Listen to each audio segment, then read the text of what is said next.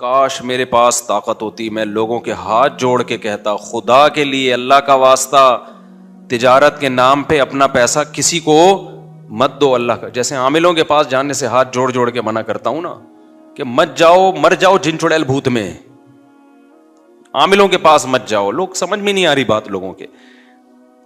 پھر لوگ علماء کا حوالہ دیتے ہیں, فلاں عالم تو کہتے ہیں بھائی اس کا تعلق علم دین سے نہیں ہے. فلاں عالم کو کیا پتا بیچاروں کو, قرآن و سنت کا ان کو ہم سے زیادہ پتا ہوگا اگر وہ علم میں ہم سے زیادہ ہیں. عاملوں کا نہیں پتا ہوگا ان کو ہم سے زیادہ. اس کا تعلق مفتی ہونے سے تھوڑی ہے, اس کا تعلق تو کھوپڑی سے اور مشاہدے سے ہے.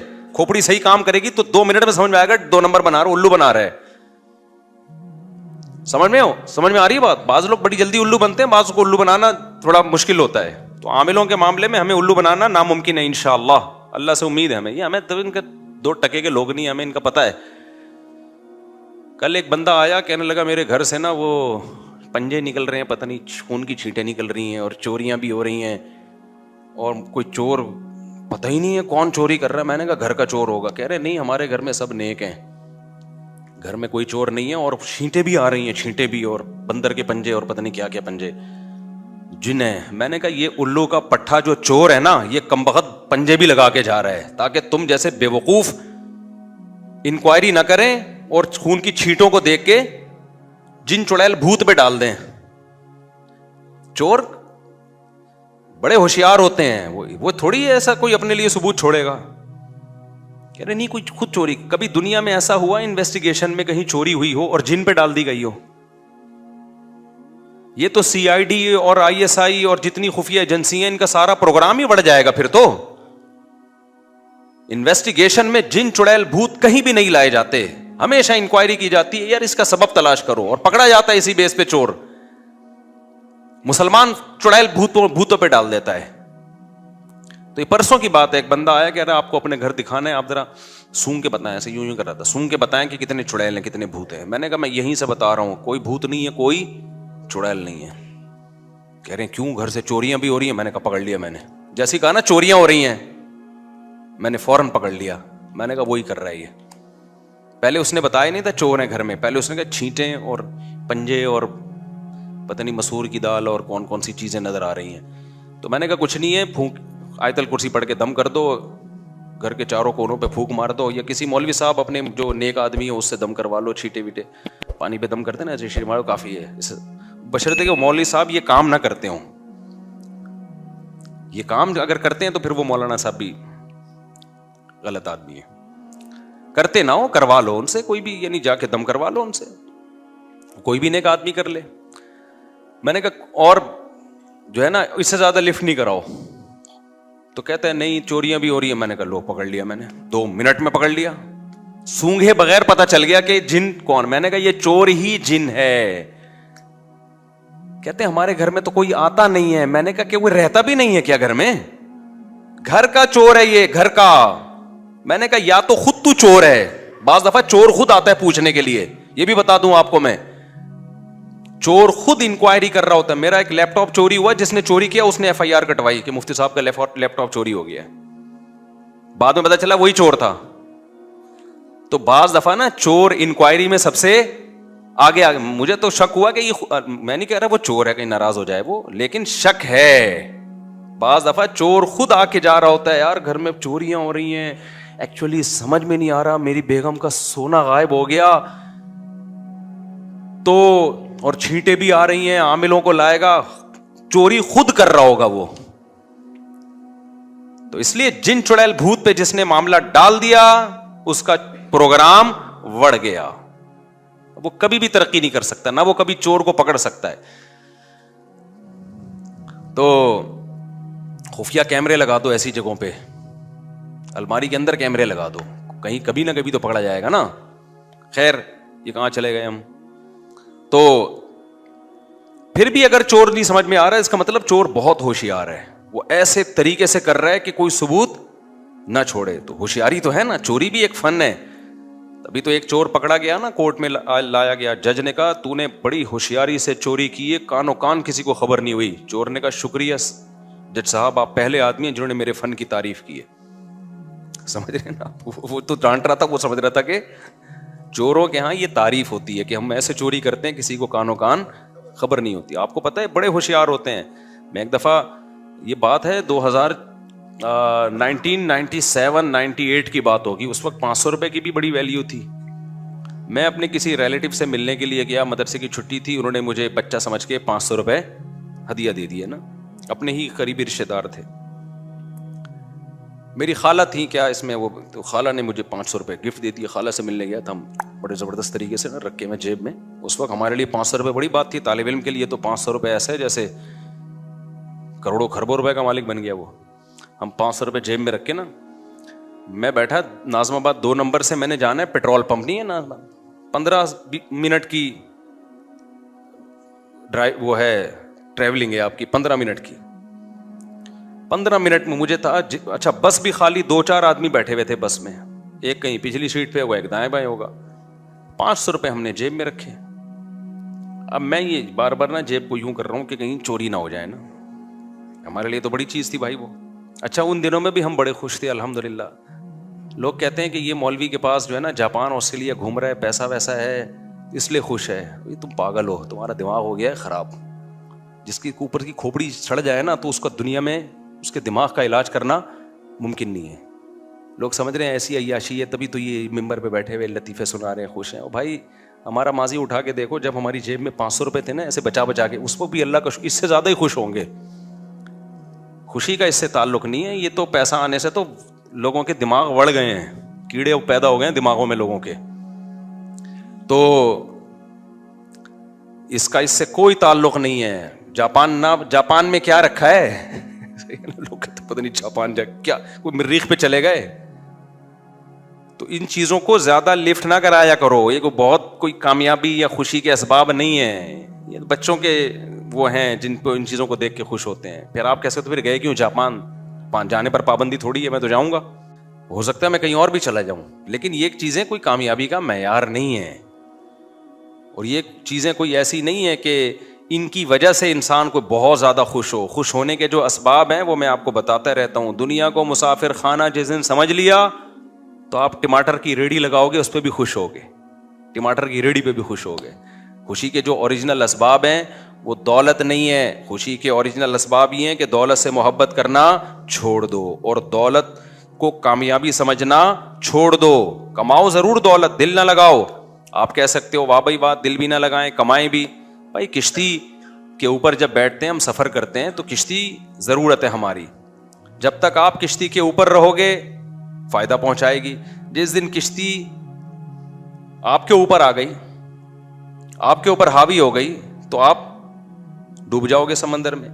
پانی جب تک کشتی کے باہر رہے گا تو کشتی کو دھکا دے گا. وہ پانی استعمال ہو رہا ہے پانی, لیکن پانی جس دن کشتی کے اندر آ گیا نا تو کشتی کا پروگرام بڑھ جائے گا. تو اسی طرح دنیا آپ کی زندگی کو دھکا لگاتی ہے. دولت, اسباب, وسائل, زندگی چلتی ہے, لیکن یہ دولت آپ کی زندگی کی کشتی چلتی ہے اس سے. جس دن یہ دولت آپ کے دل میں گھس گئی تو یہ ڈبو دے گی آپ کو. تو بار بار ہی رکھو اس کو, زیادہ لفٹ بولو نہ کراؤ. جب بھی کوئی بنگلہ دیکھو, گاڑی دیکھو تو فوراً سوچو بھائی ایک دن ختم ہو جائے گا. ایک دن کیا ہو جائے گا, ختم ہو جائے گا. تو ہمارے ایک دوست ہیں, ان نے بہت بڑا 1000 گز کا بنگلہ لیا, انہوں نے مجھے دکھا رہے تھے. میں نے کہا اللہ تعالیٰ اس میں برکت دے. 2-3 پلاٹ چھوڑ کے قبرستان تھا نا, میں نے کہا آنا ادھر ہی ہے. آخر میں ان کا سارا شو بازی کا پروگرام ہم نے وہ بھی کہتے ہوں گے یار کیا ہو گیا. پہلے مجھے بنگلہ دکھا رہے ہیں نا 1000 گز کا, بڑا بہت اچھا, دیندار بھی ہے ماشاءاللہ. دیندار آدمی کے پاس دولت دیکھ کے مجھے بڑی خوشی ہوتی ہے, کیونکہ اطمینان ہوتا ہے. ایک تو اس دولت سے اس کی اوپر کی کھوپڑی آؤٹ نہیں ہوگی, یہ غریبوں کو تانے نہیں دے گا. دوسری بات یہ کہ اس دولت کو ظاہر دین کے کاموں میں بہت زیادہ خرچ کرے گا. شراب کباب سے, لڑکیوں سے. آج کل دولت آتے ہی لڑکی آ جاتی ہے آپ کے پاس گرل فرینڈ بن کے.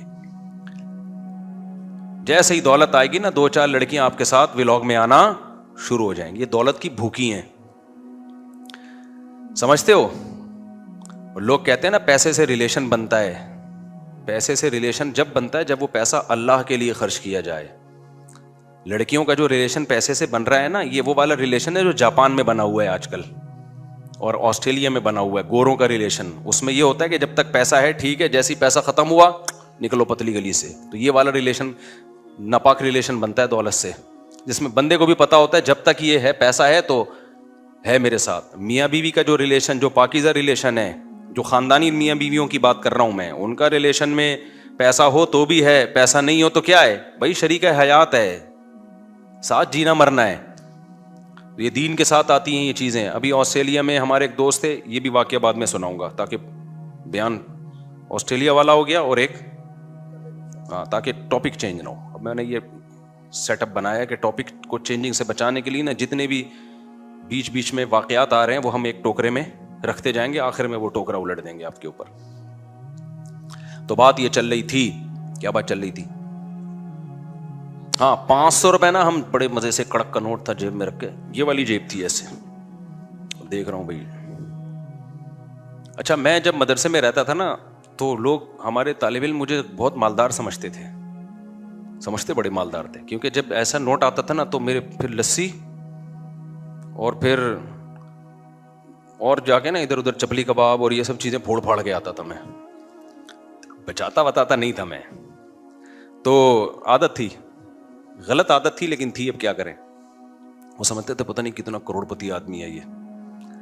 اب میں دیکھ رہا ہوں کہ خواب آ رہے ہیں, ایک لسی کا بھرا ہوا, میٹھی لسی ہوتی تھی, اوپر ملائی ڈال کے دیتا تھا, لسی کا بھرا ہوا گلاس, اور اللہ بھلا کرے, اور ادھر وہ کلیجی, ایک ریڑھی والا کلیجی بناتا تھا, بڑی مزے کی کلیجی ہوتی تھی. رات کو ہم اور میرا دوست چھپڑ میں نکلتے تھے, کلیجی پھوڑ پھاڑ کے آتے تھے وہ. تو یہ سارے خیالات آ رہے ہیں نا, میں دیکھ رہا ہوں کہ یوں, یہی میری غلطی تھی, یوں کرنا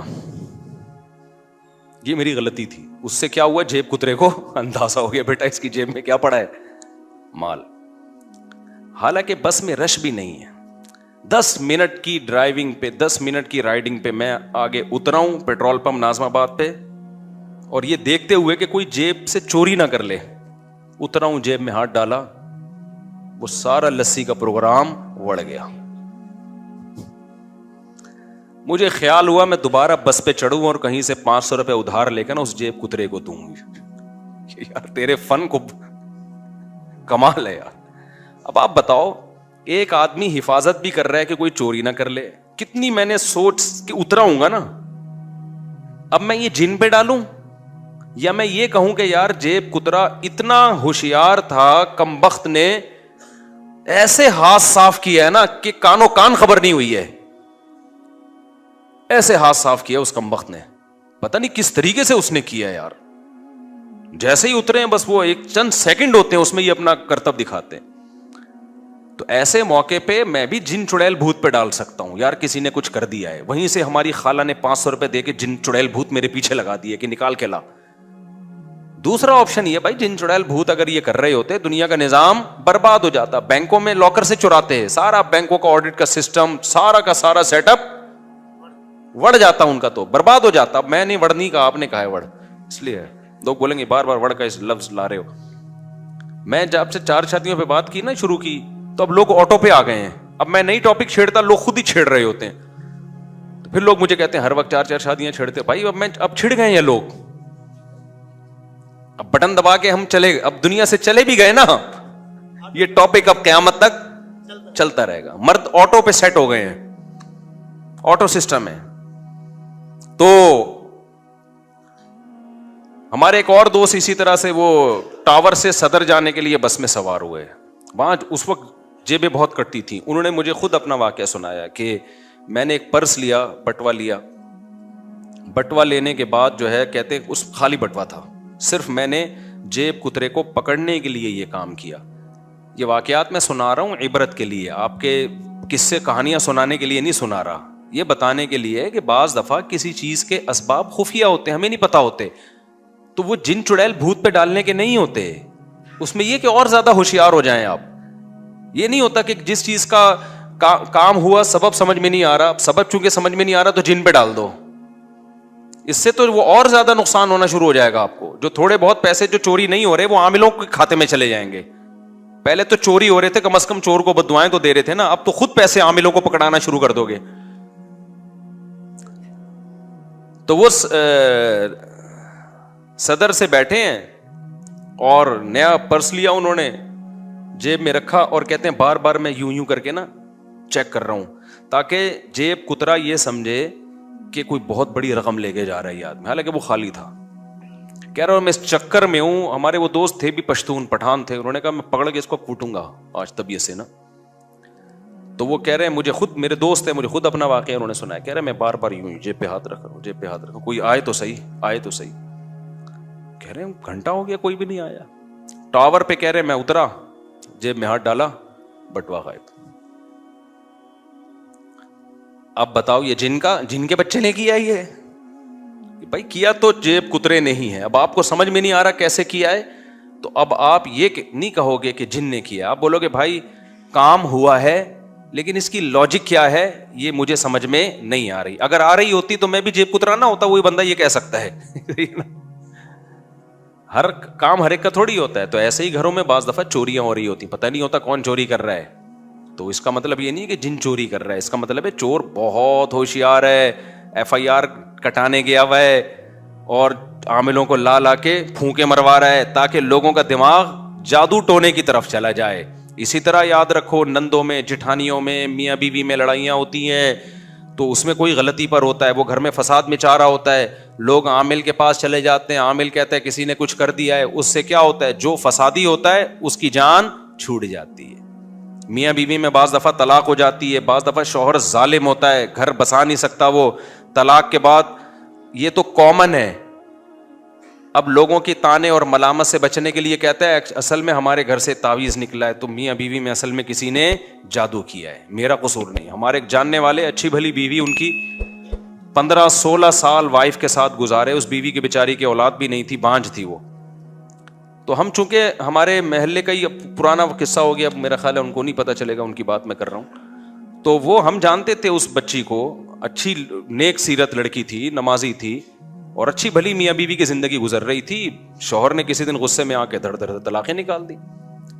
اب قابل ملامت تو ہوگا نا کہ یار تم ایک بیچاری کو پہلے اولاد نہ ہونے کا غم ہے, اوپر سے اس کو آپ کو اولاد چاہیے تھی, آپ ایک اور شادی کر لیتے, اس نے اجازت بھی دی ہوئی تھی بھائی آپ کو اولاد چاہیے. وہ تو غریب لڑکی کا تو بیڑا غرق ہو جاتا ہے طلاق کے بعد. تو جب انکوائری کی گئی انہوں نے کہا یار اصل میں مجھ پہ جادو ہوا ہے. اب پروگرام, اب کوئی بول سکتا ہے ان کو ملامت کر سکتا ہے, تعویذ نکلے, یہ نکلا ہے, میں تو نہیں چاہتا تھا, اصل میں ایکچولی کیا ہوا ہے. بڑا بہترین بہانہ ہے اپنی جان چھڑانے کا. بعض دفعہ عورت بھی ایسا کرتی ہے, عورت شوہر کے حقوق ادا نہیں کر رہی ہوتی, شرارتی ہوتی ہے, گھر نہیں بسا سکتی, بالآخر ایک دن شوہر اس کو چھوڑ دیتا ہے. تو اب جان بچانے کا بہترین طریقہ, اصل میں ایکچولی ہم میں میاں بیوی میں تو بڑی محبت تھی, لیکن نہ وہ جو اس دن خاتون آئی تھی نا, میری جٹھانی نے کروایا سب کچھ, میری جٹھانی نے کروایا یہ سب کچھ, یہ سارا کام میری ساس کا ہے, وہ نہیں چاہتی تھی ہم دونوں محبت سے رہیں. تو اپنا قصور, اپنی بلی کس پہ ڈال دی, ساس پہ ڈال دی, جٹھانی پہ ڈال دی. جٹھانیاں لڑواتی ہیں, یہ تو ایک گراؤنڈ ریئلٹی ہے. آپ مت آؤ جٹھانیوں کی باتوں میں, آپ بھی تو کسی کی جٹھانی ہوگی, آپ بھی لڑوا رہی ہوگی. کیا خیال ہے بھائی؟ جٹھانی کا کام فائر بریگیڈ کا ہو ہی نہیں سکتا, کیونکہ وہ آگ جلانے کا کام کرتی, آگ بجھانے کا کام نہیں کرتی. یہ تو رشتے بہت کم ایسے ہوتے ہیں جو ان میں اچھے بھی ہوتے ہیں. جو خواتین میرا بیان سن رہی ہیں وہ بہت اچھے بھی ہوئے, لیکن جو نہیں سن رہی ان کا تو کام کیا ہے, لڑوانا. تو اس میں تو آدمی کو پہلے ہوشیار ہونا چاہیے نا. لوگ کہتے ہیں میری بہن جب بھی آتی ہے گھر میں میرے اور بیوی کے درمیان پھڈا ڈال کے جاتی ہے. یہ بھی کامن مسئلہ ہے. آپ کی بہن جب آپ کے گھر میں رہنے کے لیے آئے گی نا اور جائے گی, تو سمجھ لو آپ کی بیگم سے پھڈا یہ ڈیو ہے. بیگم سے آپ کا پھڈا کیا ہے, یہ ہوتا ہے. تو مرد اگر عقل مند ہوگا, اس کا شادیوں کا تجربہ ہوگا, اس کو پتا ہوگا کہ میری بہن جب آئے گی تو وہ میری بیوی کے کیڑے نکالے گی لازمی. تو عقل مند آدمی پہلے سے ہی بہن سے ہوشیار ہو جاتا ہے. وہ کہتا ہے بہن آئے گی, میری بیگم کے کیڑے نکالے گی, اس کا کام ہے. اس کو بھی نہیں روکو, اس سے بھی نہیں لڑو, سنو, ادھر سے سنو, ادھر سے بولو, نکال دو. عقل مند آدمی یہ کام کرے گا کہ بھائی میں اپنا گھر اپنی بہن کے چکر میں, وہ تو اپنے گھر میں خوش ہے, سمجھ رہے ہو نا, اس کی بھی وہ شوہر کی بہن یہی کام کر رہی ہوگی. تو اگر ان بہنوں کا اور ان کا اپنے پرسنل معاملات میں ہم سننا شروع کر دیں تو کسی کا بھی دنیا میں گھر, اگر آپ نے اپنی اماں سے سننا شروع کر دیا کہ آپ کی بیگم کیسی ہے اور اس پہ یقین کرنا شروع کر دیا آپ نے, تو آپ کا شادی کا پروگرام, پہلی شادی کا ہی پروگرام بڑھ جائے گا آپ کا. 4 کیا کرو گے آپ؟ تو اماں کے بارے میں اصول یہی ہے کہ بھائی اماں, ہماری اماں بہو کی جتنی شکایتیں کرے سنو, اماں سے لڑو نہیں, لیکن ادھر سے سن کے ادھر سے نکال دو. ادھر سے سن کے ادھر سے کیا کرو, نکال دو.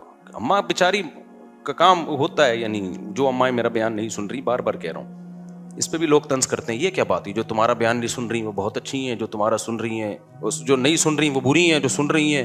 نیچے کمنٹس کیے ہوتے لوگوں نے کہ یار یہ مفتی کیسی باتیں کرتا ہے. تو آپ کو ہماری باتیں سمجھنے کے لیے تھوڑا سا مینٹل لیول, یہ مجبوری کے احکام ہے بھائی, یہ مجبوری ہے. اب میں کہہ دوں جو میرا بیان سن رہی ہیں وہ ایسی ہیں, تو وہ بیان سننا چھوڑ دیں گی. تو اس لیے میں احتیاطاً یہ کہہ رہا ہوتا ہوں جو بیان سن رہی ہیں ان کی بات ہی نہیں کر رہا, وہ بہت اچھی ہیں, تاکہ وہ سنتی رہے نا, اصلاح ہو جائے ان کی. ٹھیک ہے, تو اپنا گھر بسانے کے لیے اپنی اماں سے بھی نہ لڑو, اور اماں کے کہنے پہ بیگم سے بھی نہ لڑو. بالکل نیوٹرل ہو کے خود فیصلہ کرو کہ کون صحیح ہے کون غلط ہے. اور 100% صحیح تو میرے بھائی دنیا میں کوئی بھی نہیں ہوتا. جو آدمی, اور یہ میرے سامنے آ کے نہ کیا کرو کہ میاں مفتی صاحب میں نے 2 شادیاں کی, میں بہت خوش ہوں, اور میں دونوں کو بہنوں کی طرح, اور ہمارا گھر, یہ ٹوپی ڈرامے کسی اور کے سامنے کیا کرو. 100% دنیا میں صحیح صرف بے وقوف لوگ ہوتے ہیں جن کے گھر میں کبھی جھگڑا بھی نہیں ہوتا. ہاں, بے وقوف لوگ. دیکھو نبی صلی اللہ علیہ وسلم نے فرمایا کمینہ آدمی جو ہے نا, کمینہ, وہ اپنی بیوی پہ 100% غالب ہوتا ہے. جو آدمی مجھے کہتا ہے نا میری بیگم بالکل جیسے میں کہتا ہوں ویسے چلتی ہے, اور ہمارے گھر میں سکون اطمینان کی لائف, کیونکہ میری بیگم ہر بات میری مانتی ہے اور اتنا اچھی ہنسی خوشی, اس کا مطلب یہ بندہ 99% چانس ہے کہ کمینہ آدمی ہے. معذرت کے ساتھ حدیث کے الفاظ ہے بھائی, میں 1% ہے کہ ایسا ہو بھی سکتا ہے, بعض بزرگوں میں ہوا ہے, لیکن وہ بہت اپر لیول کے بزرگ ہوتے ہیں. حضرت ڈاکٹر عبدالحی صاحب یا حضرت مولانا شیخ عاشق الہی صاحب رحمہم اللہ تعالیٰ, ان میں سے کسی ایک کا واقعہ ہے. انہوں نے لکھا ہمارے گھر میں آج تک, یعنی 40-50 سال میں کبھی جھگڑا نہیں ہوا, کبھی ایک اونچ نیچ نہیں ہوئی, لیکن وہ بہت ہائی لیول کے بزرگ ہیں, ان کی اہلیہ بھی اور وہ خود بھی. میں نارمل لوگوں کی بات کر رہا ہوں, میرے اور آپ جیسے. تو جب کوئی آدمی یہ کہا کرے نا میری بیوی اتنی نیک اور میرے سب اصول, بہت تمیز سے ہنسی خوشی زندگی گزر رہی ہے, یا تو پھینکو ہے ایک نمبر کا, بہت بڑا کذاب جھوٹا ہے, یا یہ کہ یہ فرعون کے بچوں میں کوئی ڈوبنے سے بچ گیا تھا دریا میں, اس کی نسل میں ہے. یہ ہوتا ہے ایسا, لیکن یہ اس مرد میں ہوتا ہے جو انتہا